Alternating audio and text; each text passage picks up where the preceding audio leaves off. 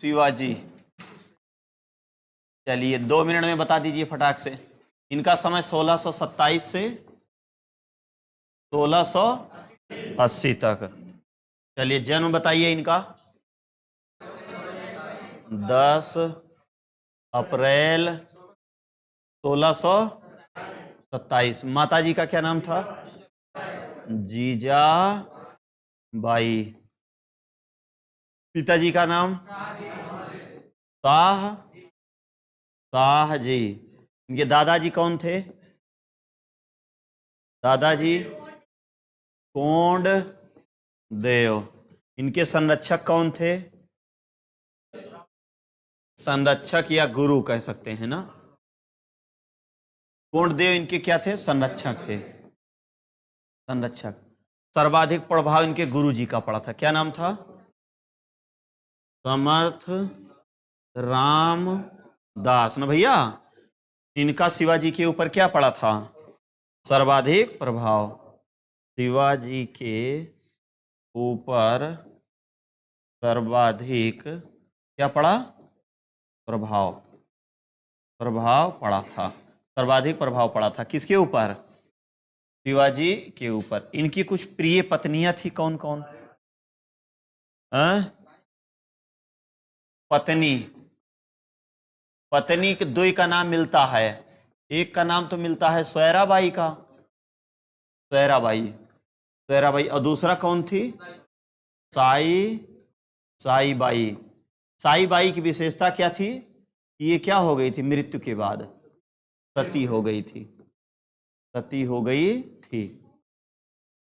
हाँ अच्छा, पुतली बाई था ना। पुतली बाई जो थी वो क्या हुई थी? सती हुई थी ना। पुतली बाई।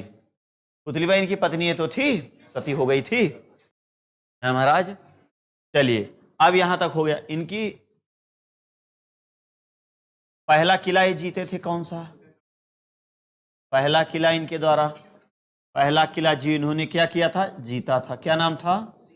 सिंहगढ़।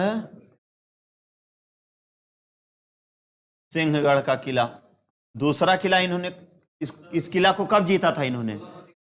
1643 ईस्वी में। दूसरा किला भैया कौन सा जीते थे ये? हाँ दूसरा किला। दूसरा किला कौन सा जीते थे?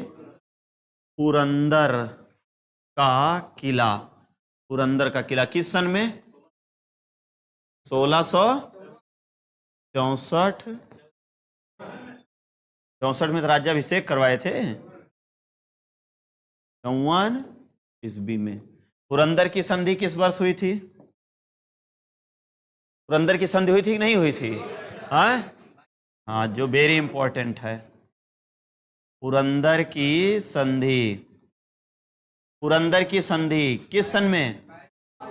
इसका डेट पूछा जाता है। 22 जून 1664, 1665 ईस्वी। देखिए 43-54 उसके बाद 65। पक्ष इसमें कौन कौन था? किसके किसके मध्य हुए था? हाँ एक तो भैया शिवाजी साहब थे। शिवाजी ये मराठा थे, और मराठा थे। और उसके बाद कौन था?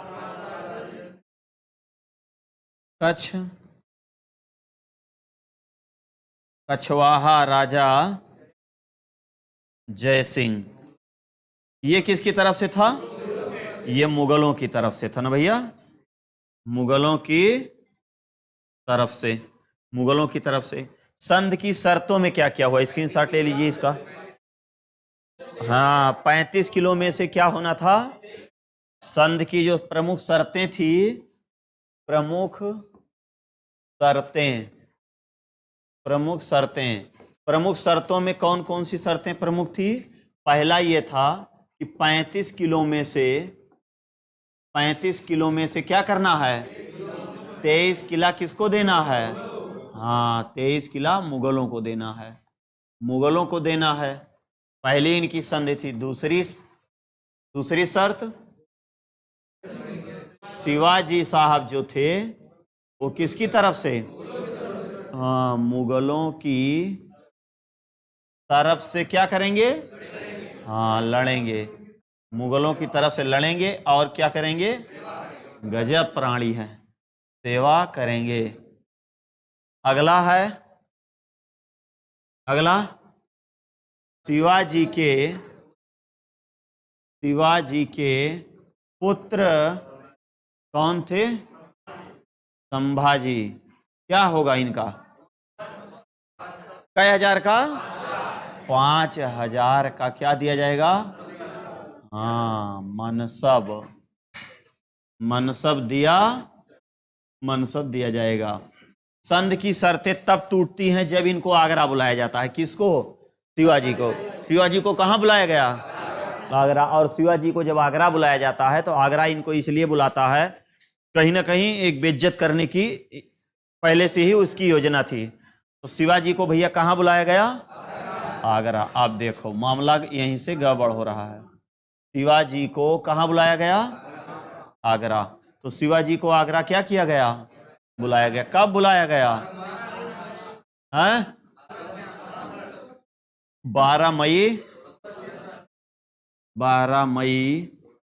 1666 ईस्वी को। और इनकी जिम्मेदारी किसको दी गई? मतलब इनका जो गनर था, इनका जो गार्ड था, उसने इनकी क्या ली? गारंटी। तो इनकी गारंटी कौन लिया भैया? हाँ, क्या नाम था उसका? किसका पुत्र था? हाँ, जय सिंह का पुत्र राम सिंह क्या करता है? गारंटी लेता है। किसकी? शिवाजी की। लेकिन गारंटी क्या होती है इसकी? टूट जाती है, खत्म हो जाती है। और शिवाजी को जब औरंगजेब से मिलने की बारी आती है तो मनसबदारों की भी लाइन में क्या कर दिया गया?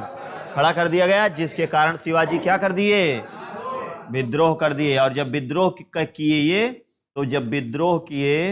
तो विद्रोह के बाद इनको कहां बंद किया गया? कौन सा महल था? जयपुर महल। किसके द्वारा बंद करवा दिया गया? औरंगजेब द्वारा। जयपुर महल में क्या करवा दिया गया? कैद करवा दिया गया। कैद करवा दिया गया। किस महल में कैद करवा दिया गया? जयपुर। और जयपुर महल में कैद करवा दिया गया और वहीं पर ये हो जाते हैं क्या? बीमार। और जब ये बीमार हो जाते हैं तो इनका हमशक्ल कौन था? इनका जो हमशक्ल था, हमशक्ल हीरोजी फरजंद न भैया? हीरोजी फरजंद। इनका हमशक्ल हीरोजी फरजंद था। और उसी को बिस्तर पर क्या किए? लेटा के। बड़ी बड़ी मिठाई की टोकरी थी और उसी में बैठ करके ये निकल लिए। अब वहां से क्या किए? महल से ये बाहर आ गए। महल से बाहर आ गए। और महल से बाहर आ गए, ये सीधे कहां पहुंचे? महाराष्ट्र पहुंचे। अब जब ये महाराष्ट्र पहुंचते हैं तो महाराष्ट्र पहुंचने के बाद इन्होंने क्या किया? दो क्षेत्रों पर इन्होंने अपना कब्जा जमाया। कौन कौन? बीजापुर और गोलकुंडा। तो बीजापुर और गोलकुंडा किस राज्य में? महाराष्ट्र में। चलिए भैया स्क्रीनशॉट ले लीजिए इसका। यहां तक कोई दिक्कत नहीं होनी चाहिए। होए कोनो दिक्कत यहां तक? कुछ न होए। सोहरा बाई 2 बार ब्याह किए रे भैया। कितनी इनकी पत्नियां थी? 7। कितनी पत्नियां थी? 7। चलो इनका राज्याभिषेक देख लिया जाए। लेकिन उससे पहले जो है, आगरा से मतलब जयपुर महल से बाहर आने पर कई किला जीते थे? पहला, और मतलब कई क्षेत्र जीते थे? हाँ, एक था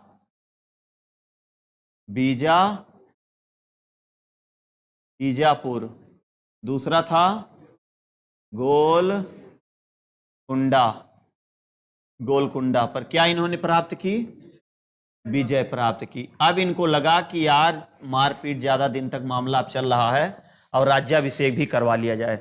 सारी संध की शर्तों को इन्होंने क्या कर दिया, तोड़ दिया।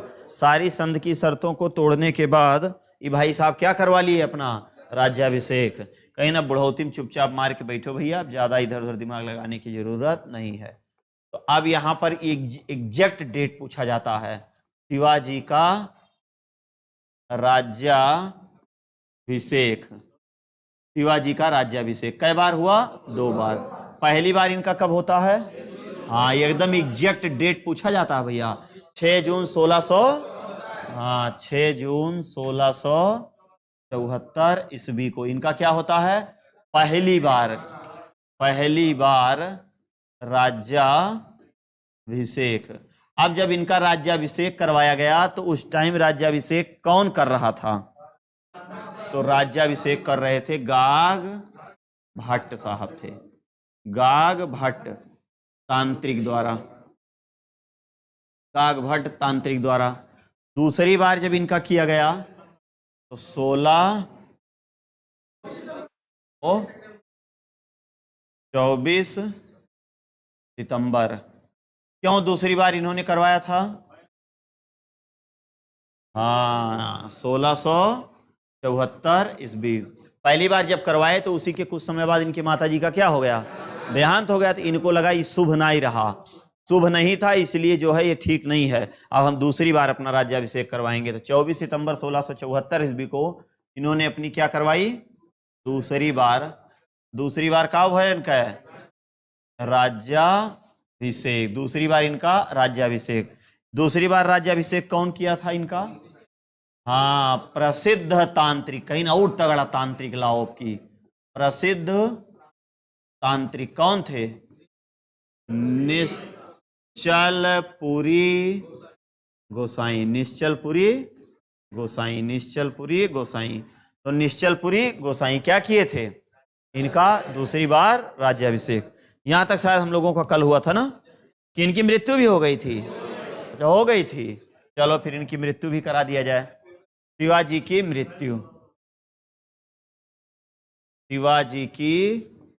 मृत्यु, शिवाजी की मृत्यु कब हुई, 3 अप्रैल 1680 ईस्वी में, 3 अप्रैल 1680, 3 अप्रैल 1680 ईस्वी में किसकी मृत्यु हो जाती है। और मृत्यु के समय कौन सी पत्नी सही हुई, और क्या नाम था, सती हुई थी। तो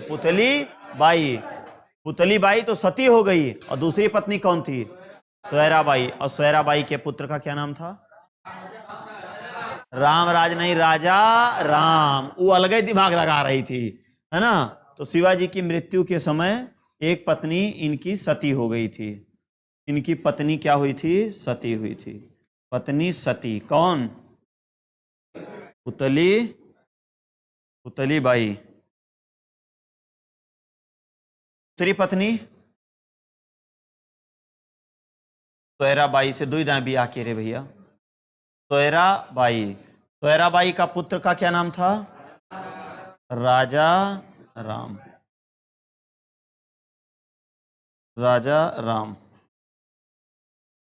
राजा राम क्या बना था, शासक बना। लेकिन शिवाजी की मृत्यु के बाद जितने भी इनके शासक थे इनका कोई बहुत मतलब नहीं था।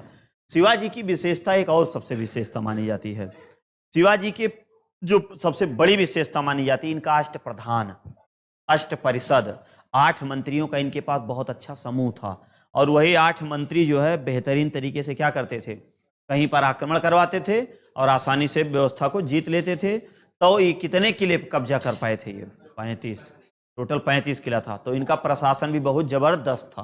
चलिए इसका स्क्रीनशॉट लीजिए, उसके बाद इनका प्रशासन लिखिए, निकाल लीजिए कॉपी आप लोग भी खटाखट करके और नोट कर लीजिए।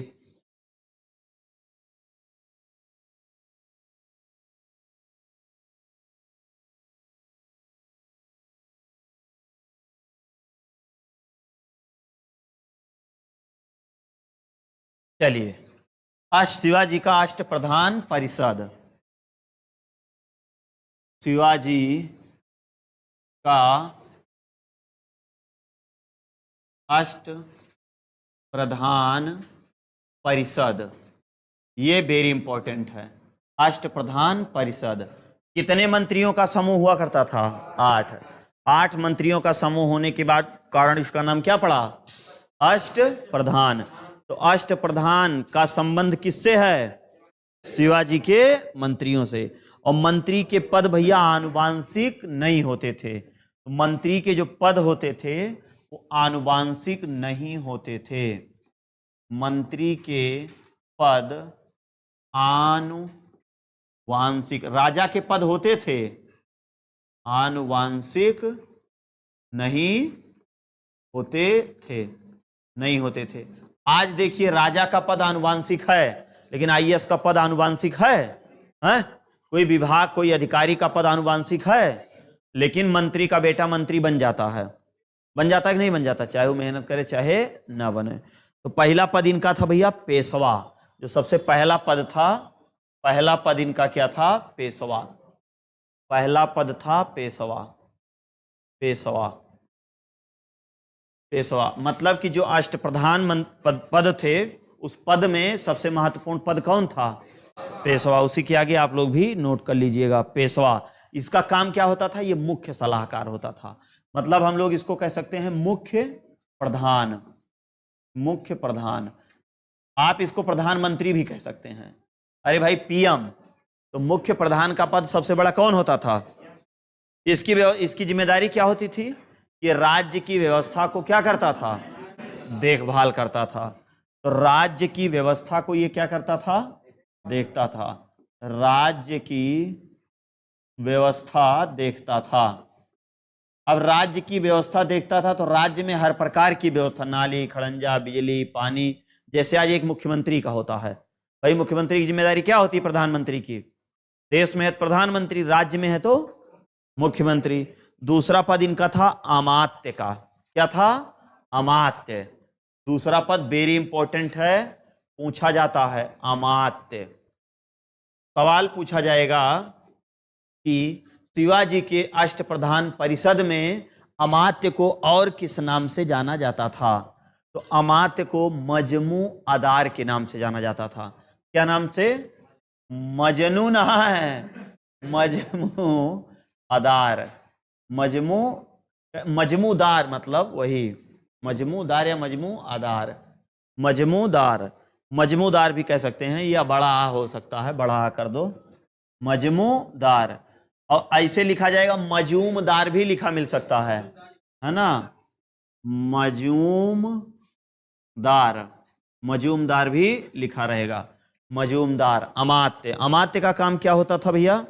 ये राज्य का अर्थ मंत्री होता था। तो अर्थ मंत्री को हम लोग क्या कह सकते हैं? अर्थ मंत्री। कैशियर रहता था, वित्त मंत्री, मतलब अर्थ मंत्री था ये। अर्थ मंत्री या वर्तमान के वित्त मंत्री, पूरा फाइनेंशियल मिनिस्टर वित्त मंत्री होता था, वित्त मंत्री होता था। तो पहला पद भैया कौन था? पेशवा। पेशवा क्या होता था? मुख्य प्रधान। दूसरा पद किसका होता था? अमात्य। तीसरा पद होता था मंत्री का। तीसरा पद होता था मंत्री। तीसरा पद भी बहुत ही इंपॉर्टेंट है। तीसरा पद होता था मंत्री। मंत्री को कहा जाता था वाकयानवीस।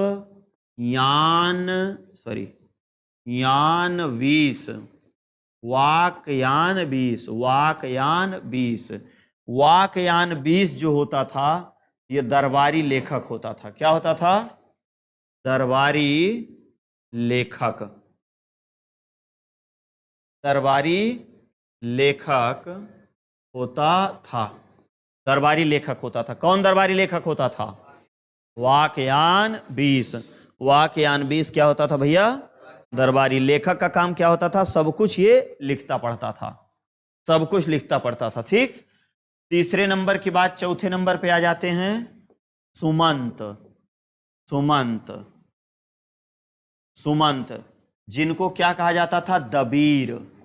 क्या कहा जाता था? दबीर। दबीर की जिम्मेदारी क्या होती थी? ये इनके पास विदेश मंत्रालय रहता था। मतलब विदेश मंत्रालय, विदेश मंत्रालय को हम लोग शॉर्टकट में क्या कह सकते हैं? विदेश मंत्री। क्या कह सकते हैं? विदेश मंत्री। तो भैया शिवाजी के शासनकाल में विदेश मंत्री को किस नाम से जाना जाता था? सुमंत। सुमंत अगर विकल्प में नहीं रहेगा तो आप किसको मारोगे? कभी कभी तो ऐसे दे देता है, सुमंत दे देगा, मंत्री दे देगा, अमात्य दे देगा, इसी में से और दे देगा, फिर ये वाला दे देगा ऊपर नीचे से, कहेगा मिलान करिए, कोचिए इधर उधर से कौन किधर होगा। उसके बाद चौथा नाम किसका आता था? सचिव का, जिसको क्या कहते थे? चिटनीस। सचिव। सचिव का काम क्या होता था? सचिव का आज वर्तमान में क्या काम होता भाई? अरे यार छोटके सचिव नहीं, हाँ सेक्रेटरी वाले सचिव महाराज, बड़के सचिव। चिटनीस क्या होते थे? चिटनीस। चिटनीस, चिटनीस सचिव। सचिव का काम होता था, आज भाई जो मंत्रियों के सचिव होते हैं, जो आईएएस के टॉप क्लास के अधिकारी होते हैं, वही मंत्रियों के क्या होते हैं? सचिव। मतलब सलाहकार। तो सचिव का काम क्या होता है? सलाहकार, मतलब सलाह देना, मतलब सचिवालय। सचिवालय जिसको कहते हैं, सचिवालय का मुखिया आप लिख सकते हो, सचिवालय का मुखिया। सचिवालय का मुखिया, सचिवालय का मुखिया, सचिवालय का मुखिया मतलब पत्राचार विभाग। पत्राचार विभाग, पत्राचार विभाग मतलब जहां पर पूरी फाइल वाइल लिख पढ़ के क्या की जाएगी? रखी जाएगी, उसको क्या कहेंगे? पत्राचार विभाग। पत्राचार विभाग, पूरा सचिवालय दस्तावेज इन्हीं के हाथ में रहता था। अगला है 6 नंबर पे, थोड़ा सा ज्यादा ही बड़े हो गए हैं भाई।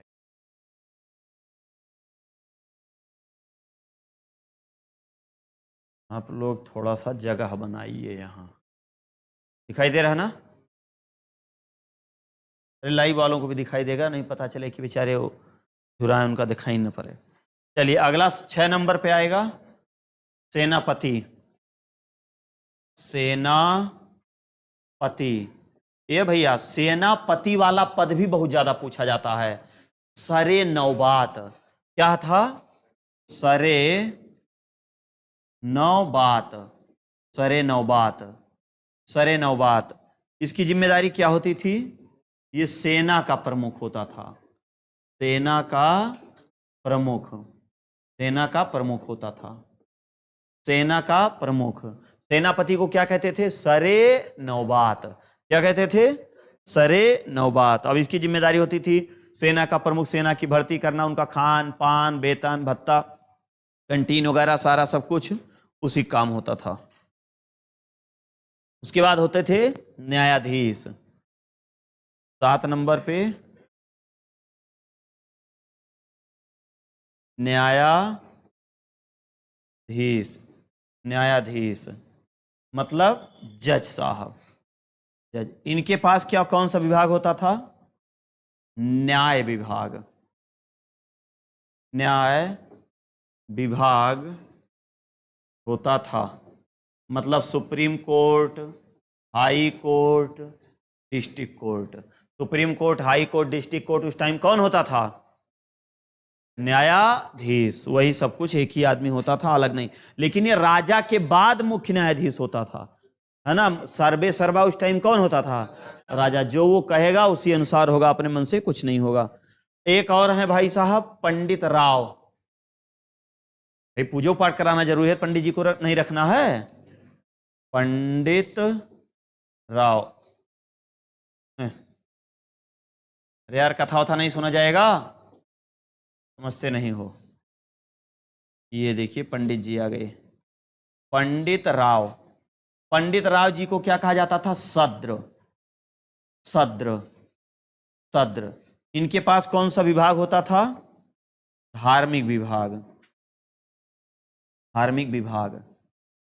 अरे धार्मिक विभाग कोई नहीं होता था, धार्मिक ऐसे ही, मतलब कि जो भी राजा होते थे ये हर प्रकार के लोग को अपने विभाग में रखा करते थे।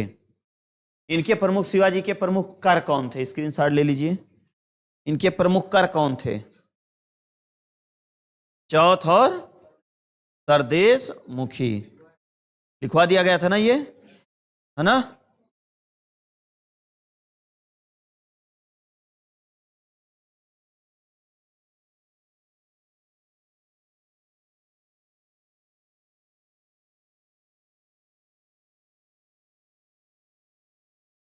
चलिए, प्रमुख टैक्स।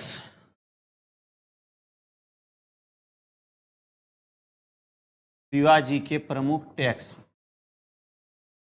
शिवाजी के प्रमुख कर मतलब टैक्स। तो ये टैक्स थे।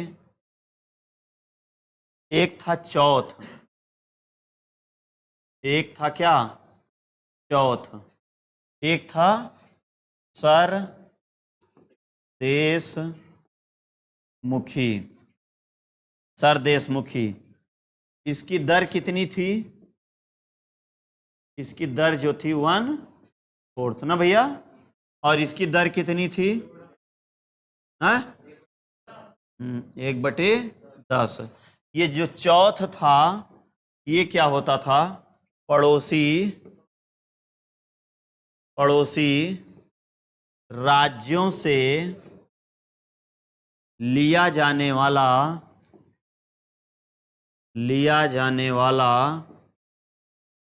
सुरक्षा कर था।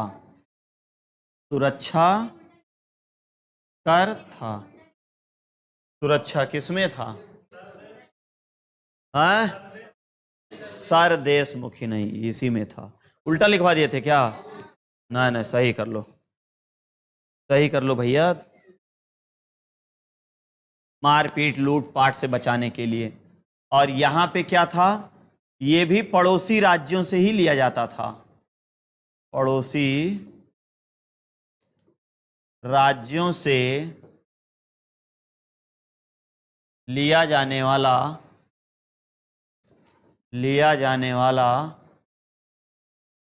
कृषि कर था।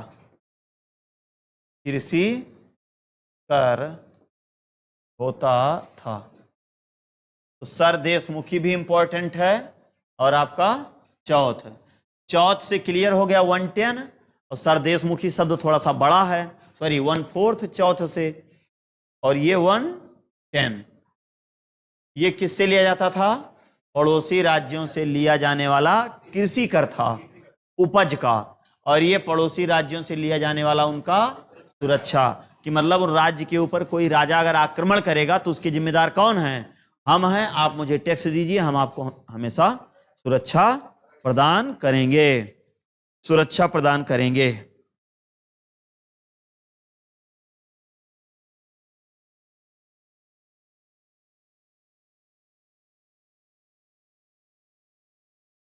चलिए, यहां तक हो गया ना भैया। अब हेडिंग बनाइए, शिवाजी के उत्तराधिकारी। शिवाजी के उत्तराधिकारी। शिवाजी के उत्तराधिकारी।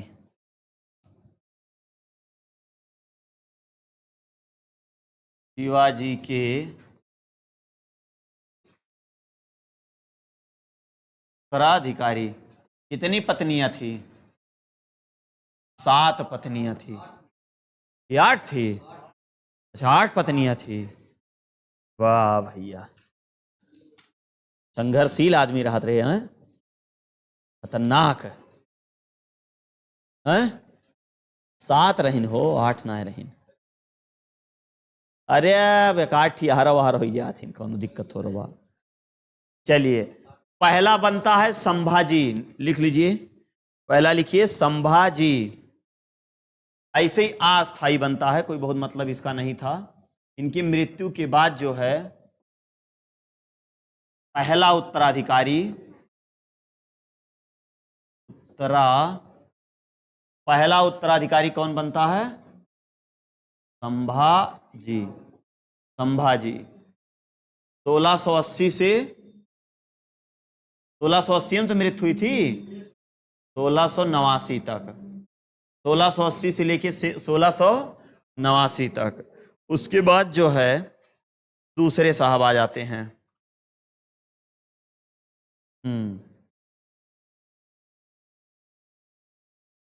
दूसरे लोग आ जाते हैं राजा राम। राजा राम, राजा राम 1689 से 1700 ईस्वी। 1700 ईस्वी में भारत का मुगल बादशाह कौन था? औरंगजेब। कौन था? औरंगजेब। और राजा राम की प्रिय पत्नी का क्या नाम था? राजा राम की जो पत्नी थी, पत्नी, इनकी जो पत्नी थी वो क्या थी? ताराबाई। कौन थी?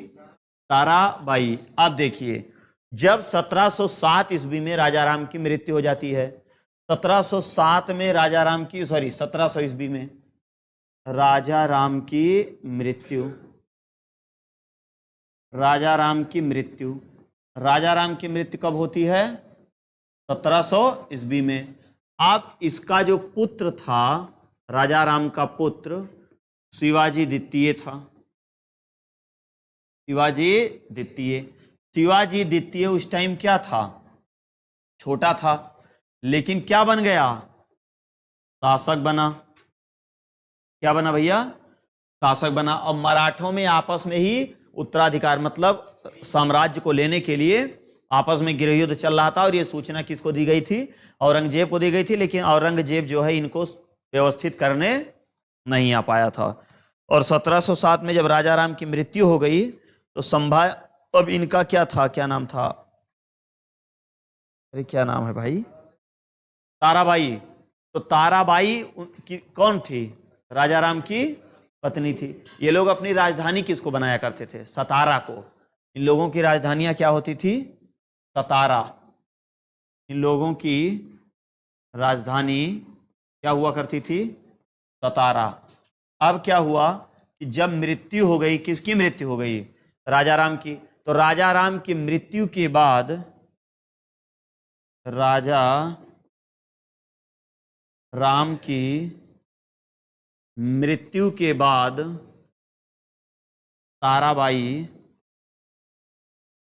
ताराबाई संरक्षिका बनी। संरक्षिका बनी और अपने पुत्र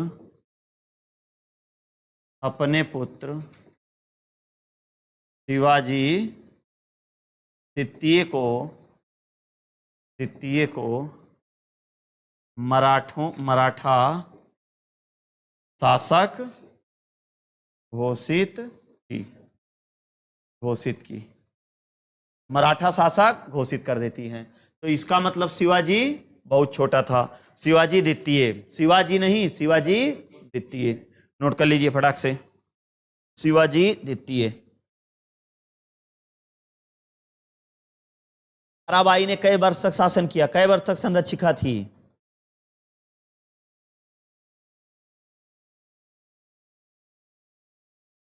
7 तक ना ताराबाई। तो मतलब इनका संरक्षिका का काल कब तक चला था? संरक्षिका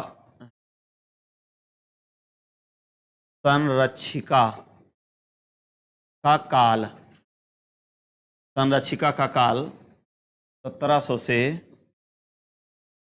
1707 ईस्वी तक। 1707 में ही क्या हुई थी? औरंगजेब की मृत्यु हुई थी। 1707 ईस्वी में औरंगजेब की मृत्यु हो गई। और उस टाइम इन लोगों में आपस में क्या चल रहा था? जबरदस्त गृह युद्ध चल रहा था। लेकिन उसका कोई फायदा, मतलब कोई नियंत्रण हो ही नहीं पाया था। बिना कोई निपटारा किए ही 1707 में औरंगजेब का फ्यूज उड़ गया था। अब इसके बाद कौन बनता है? साहू जी। पहला है संभाजी, उसके बाद राजा राम, और तीसरे बनते हैं कौन? साहू जी। तीसरे बनते हैं साहू जी। साहू जी। तो साहू जी कब बनते हैं? 1707 ईस्वी में। और ये रहते हैं 1749 तक। मतलब लंबा कार्यकाल इसका था। 1707 से 1749। 1707 से 1749। 1707 से 1749 तक कौन शासक था? साहू जी। साहू जी के बाद भैया आ गए राजा राम, राजा राम द्वितीय, राजा राम द्वितीय, राजा राम द्वितीय। राजा राम द्वितीय आए 1749 से 1750, 1749 से 1750। और राजा राम द्वितीय ही मराठों के क्या थे? अंतिम शासक थे। मतलब कि हम यहां लिख सकते हैं राजा राम क्या था? अंतिम राजा था, अंतिम राजा था। किसका अंतिम राजा था? मराठों का, मराठों का। मराठों का अंतिम राजा कौन हुआ? राजा राम। तो पहले राजा कौन थे? शिवाजी। शिवाजी, शिवाजी के वंशज कौन थे? सज्जन सिंह। सज्जन सिंह या सुजान सिंह कहां से आए थे? मेवाड़। मेवाड़ में कौन सा वंश उस टाइम चल रहा था? ये लोग किस वंश थे? इनके पूर्वज सिसोदिया। उस टाइम दिल्ली का मुखिया कौन था? अलाउद्दीन खिलजी। और उसके बाद ये लोग कहां आके बस गए? महाराष्ट्र। इन लोगों की प्रमुख राजधानी क्या हुआ करती थी? सतारा। क्या हुआ करती थी? सतारा। शिवाजी की मृत्यु के बाद शासक कुछ दिन के लिए कौन बना था? संभाजी। कौन बना था? संभाजी। दूसरे नंबर पर कौन आया? राजा राम। और संरक्षिका काल तीसरे नंबर पे कौन आ गया? शिवाजी। और यहाँ चौथे नंबर पर साहू जी और पांचवें नंबर पर राजा राम द्वितीय। राजा राम द्वितीय मराठों के क्या थे? अंतिम शासक थे। तो इस प्रकार अब जब ये शासक बनते हैं, इसके बाद 1750 से जो मराठा था वो किस में कन्वर्ट हो जाता है? पेशवा में। पेशवा में। तो एक क्लास आपका पूरा पेशवा का रहेगा, उसके बाद ये चैप्टर फिनिश, फिर 1857 की क्रांति हम लोग पढ़ेंगे। इसके बाद पेशवा शुरू हो जाएगा आपका, पेशवाओं का इतिहास। तो बालाजी विश्वनाथ इसके पहले पेशवा बनेंगे। उन्हीं को परवर्ती भी कहा जाता है। जो पेशवा हुआ थे, जो मराठा में पेशवा थे, उन्हीं को परवर्ती शासक कहते हैं। परवर्ती शासक। अच्छा, वो मुगलों का परवर्ती शासक क्या? तो मुगलों का परवर्ती शासक एक क्लास में बहुत छोटी छोटी चीजें हैं, वहां कोई बहुत कठिन नहीं है। मेन चीजें हैं 2-4-5 जहां से क्वेश्चन पूछे जाते हैं। उसके बाद सीधा 1857 का विद्रोह करा के हम लोग सीधे कहां पहुंच चलेंगे? Governor general viceroy. और उसके बाद आंदोलन शुरू हो जाएगा। तो आंदोलन की जबरदस्त कहानी रहेगी ही, वो हर दिन मजा आएगा उसमें, हर दिन मजा आएगा, मजा रहेगा। थोड़ा नीरेस्ट टॉपिक है, इसको आप लोग याद कर लीजिए, बाकी तो धीरे धीरे करके सब तैयारी हो जाएगा। यहाँ तक चीजें समाप्त होती हैं।